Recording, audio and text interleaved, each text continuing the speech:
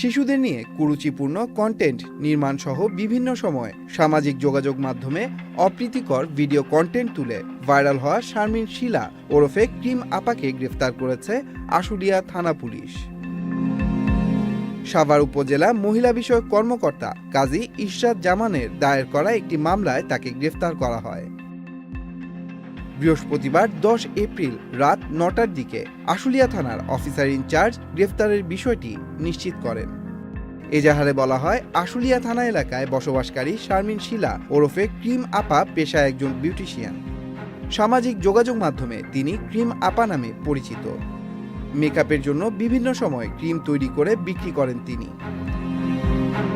গত 30 মার্চ নিজের ফেসবুক প্রোফাইলে শারমিন শিলা তার মেয়েকে জোর করে কিছু খেতে বাধ্য করেন। ভাইরাল হওয়ার জন্য 1 বছর ধরে 2 শিশু সন্তানের প্রতি আঘাত, উৎপীড়ন, অবহেলা সহ নিষ্ঠুর আচরণ করে আসছেন শারমিন শিলা। আশুলিয়া থানার পুলিশ পরিদর্শক মোহাম্মদ কামাল হোসেন বলেন, শিশু আইনের 70 ধারায় শারমিন শিলার বিরুদ্ধে মামলা হয়েছে। তার বিরুদ্ধে শিশুকে আঘাত, উৎপীড়ন ও অশালীনভাবে প্রদর্শন করার অভিযোগ করা হয়েছে। সন্ধ্যায় সাভারের পৌর এলাকা থেকে তাকে গ্রেফতার করা হয়। পরে আশুলিয়া থানায় নিয়ে আসা হয় তাকে।